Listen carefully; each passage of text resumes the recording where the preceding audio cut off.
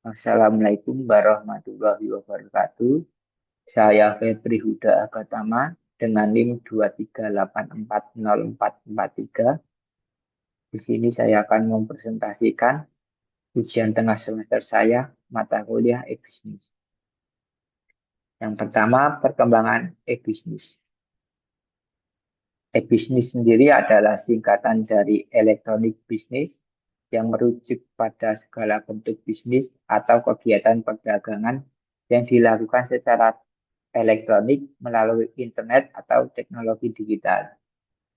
Ini mencakup proses pemasaran, pembelian dan penjualan produk, serta proses bisnis lainnya yang dijalankan secara online. Untuk perkembangan e-bisnis saat ini sangat pesat, ditandai dengan berbagai macam bisnis yang beralih ke platform digital, seperti penggunaan pembayaran online, contohnya QRIS, lalu pembelian dan penjualan produk atau layanan dilakukan secara online melalui platform elektronik atau biasa disebut e-commerce, seperti contohnya Shopee dan Tokopedia, sehingga meningkatkan efisien logistik dan layanan cepat. Untuk perkembangan e-bisnis ke depannya, yaitu akan terus meningkat, di mana pertumbuhan teknologi di era sekarang semakin meningkat dan kebutuhan yang tak lepas dari teknologi. Sehingga e-commerce di mana meningkatnya pembelian produk secara online dengan penjangkauan yang luas akan mempermudahkan konsumen dalam memenuhi kebutuhan sehari-hari. Lalu selanjutnya perkembangan teknologi. Perkembangan teknologi informasi dalam 20 tahun terakhir telah memperkuat e-bisnis di hampir semua aspek, mulai dari transaksi pemasaran hingga pengelolaan rantai pasokan. Peran teknologi informasi dan internet seperti AI dan Internet of Things membantu dalam pengelolaan bisnis menjadi lebih mudah dan meningkatkan efektivitas e-bisnis saat ini. Dengan adanya inovasi dan strategi yang tepat, perkembangan e-bisnis akan terus meningkat dengan didorongnya teknologi yang semakin maju dengan hadirnya otomatisasi yang lebih cerdas. Seperti contohnya fitur virtual try-on di toko online, sehingga konsumen dapat mencoba produk tanpa harus datang ke toko atau pusat perbelanjaan online offline tersebut. Lalu selanjutnya komponen utama e-bisnis. Yang pertama, infrastruktur teknologi merupakan fondasi utama yang memungkinkan berjalannya operasional e-bisnis. Contohnya, perangkat keras yang biasa disebut server, komputer, smartphone, atau IoT device. Lalu, fungsinya mendukung akses informasi, proses transaksi, serta menjaga ketersediaan sistem e-bisnis. Lalu komponen selanjutnya, aplikasi dan sistem informasi.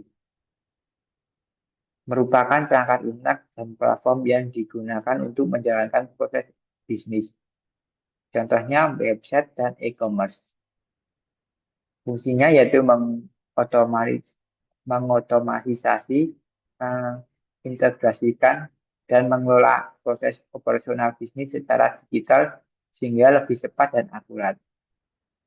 Lalu untuk komponen selanjutnya, proses dan model bisnis. Proses bisnis menentukan bagaimana perusahaan menciptakan nilai melalui platform digital. Contohnya model bisnis Canva, manajemen pelanggan, dan manajemen logistik dan distribusi. Fungsinya yaitu menjamin bahwa sistem dan teknologi digunakan untuk mencapai tujuan bisnis secara efisien dan memberikan pengalaman pelanggan yang optimal. Lalu untuk tantangan e-bisnis sendiri, yang pertama persaingan yang ketat. Banyak perusahaan yang beralih ke digital sehingga konsumen dapat dengan mudah membandingkan harga, kualitas produk, dan layanan antara berbagai platform. Lalu perubahan preferensi dan pelaku konsumen. Tren dapat berubah sangat cepat karena pengaruh media sosial dan teknologi, sehingga konsumen lebih menyukai layanan cepat dan mudah dan personal. Lalu masalah teknologi dan keamanan. Integrasi sistem lama dengan teknologi baru masih menjadi tantangan, serta serangan cyber, kebocoran data, dan downtime sistem dapat merusak reputasi perusahaan. Lalu selanjutnya, analisis proses bisnis sebelum menginvestasikan e-bisnis. Pentingnya analisa proses bisnis, yaitu proses bisnis sangat penting untuk dioptimalisasi kinerja perusahaan, seperti mengidentifikasi kekuatan dan kelemahan dan serta merumuskan strategi yang lebih efektif. Dengan melakukan analisis perusahaan dapat mengurangi biaya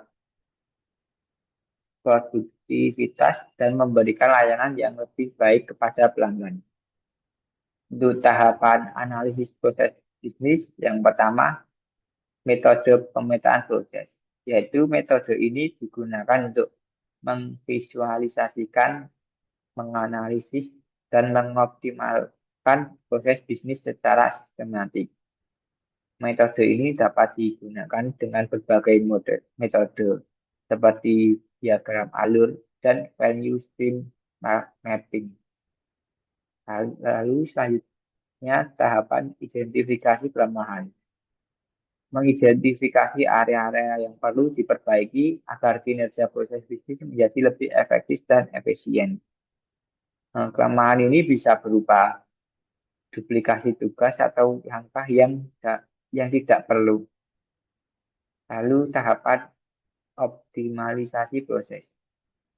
Meningkatkan efektivitas proses bisnis yang ada secara sistematis dengan cara mengidentifikasi, menganalisis, dan memperbaiki inefisiensi untuk mencapai tujuan strategi. Lalu selanjutnya konsep procurement.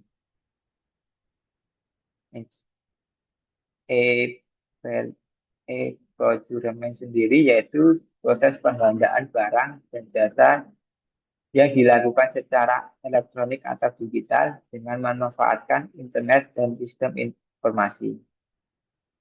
Peran e-procurement sendiri dalam e-bisnis yaitu memvalidasi proses perdagangan barang dan jasa dengan mengubah proses penggandaan menjadi lebih cepat dan efisien. Untuk keuntungan e-procurement yaitu transparansi proses yang terdokumentasi dengan baik, mengurangi kemungkinan kecurangan, dan meningkatkan akuntabilitas. Lalu keuntungannya yang kedua, efisiensi waktu. Proses permintaan, persetujuan, pemesanan, hingga pembayaran berlangsung lebih cepat. Lalu keuntungan yang ketiga, pengurangan biaya.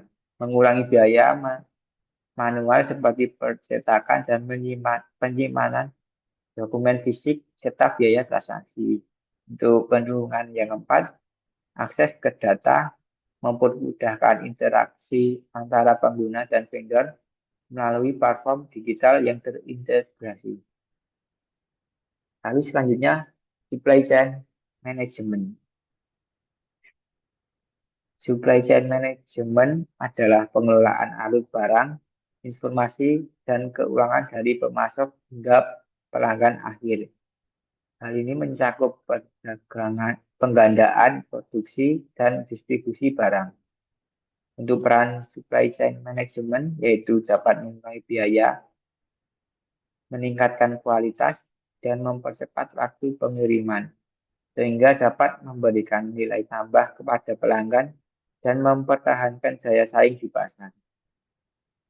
Untuk teknologi yang digunakan supply chain management, yaitu memanfaatkan berbagai teknologi untuk membuat SCM lebih efisien, cepat, dan terintegrasi, seperti penggunaan teknologi LOT, Big Data, dan AI dalam manajemen rantai pasok dapat meningkatkan visibilitas dan akurasi. Sekian presentasi dari saya. Wassalamualaikum warahmatullahi wabarakatuh.